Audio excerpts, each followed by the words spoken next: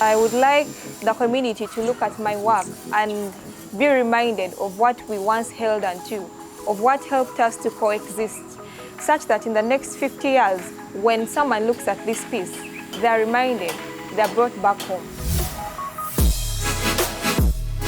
In my art practice, I choose to specialize in weaving and welding while sculpting because to me, I feel these define who I am. I grew up seeing my grandmother weaving, and right from my childhood, I've been embraced with the weaving products. I love the art in it, and I feel as an artist who is aiming at being a traditional archive of information, I feel we as a country and we as Africa have beautiful techniques that need to be preserved for the future generations.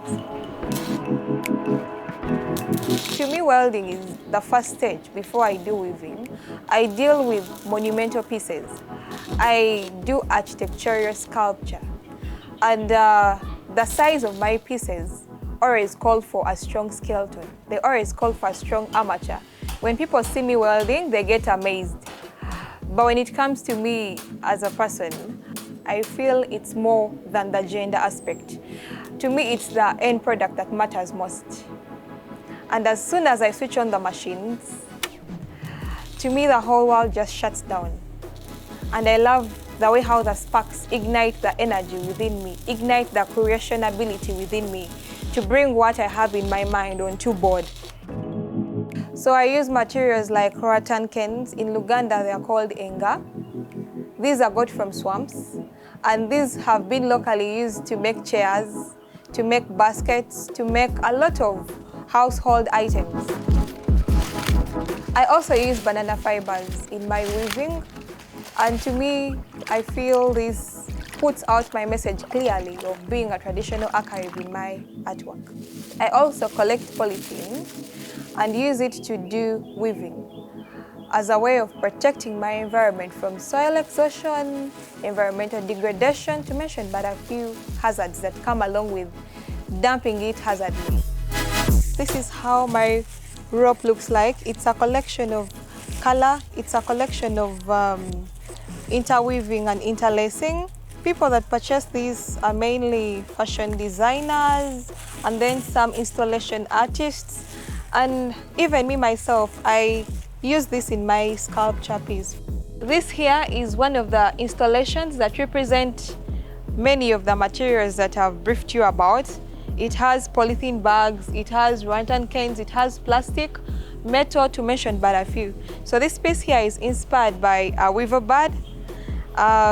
bird's way of life. It's set out to the public to remind them not to lose hope amidst the challenges they're facing, because just like you see the weaver bird on top, it has one wing. This is to tell them, no matter the challenges you're facing, no matter the hard time you're facing, you can still make it in life. My art practice is inspired by my community, that is to say, the challenges that my people face. And as an artist that does public art, I felt a need to document the values that I feel are phasing away from us day by day. In my art, I also look at activism.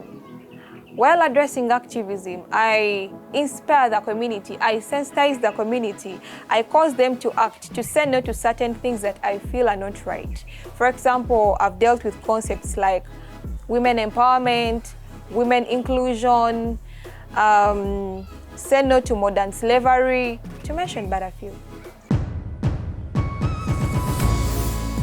The passport exhibition was inspired by one of the deadly, globally challenging issues at hand today, and that is human trafficking. In Uganda and even the entire globe today, people are being trafficked, within the country and across the borders. So to me, as an artist that does public art, and my colleague, Tadeo, who I co-exhibited with, we felt a responsibility of acting as a bridge.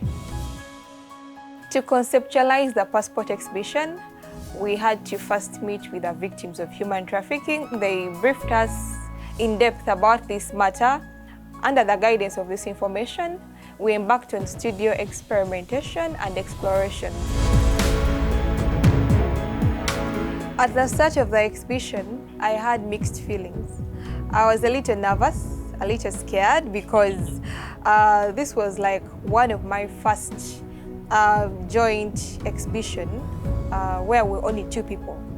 And seeing people coming in gave me a point of relaxation. Seeing people interact with our pieces was a point of validation, and they kept on sharing with us how they felt, how this impacted on them, and we were blessed along the way to get some people from the public confessing that they've been victims to this. It's good to have this kind of exhibition because it is teaching. When people come, like young girls, even ladies who want to travel, before they travel, they are taught, they know what is all about human trafficking, how you are trafficked, how you are treated when you are outside there. Even here in Uganda it's there, but it's not as harsh as the outside countries. Katesi Jacqueline's technique of painting is a good one because the approach used is realistic and can easily be related to with, even if you do not have so much knowledge about art, at least you'll pick the message. These are the problems that we are facing, and unfortunately few people are talking about them. Because if you focus on our society, you're going to see a lot of desperate youths who think that their bright future is going abroad and working. They've even failed to concentrate on working in their own country to find a living or to better their futures. Getting to know how people feel about their pieces and how they are impacting on them is a take home for me. When I go back to the studio, I know that at the back of my mind, people have got the message taken home, and this gives me happiness as an artist.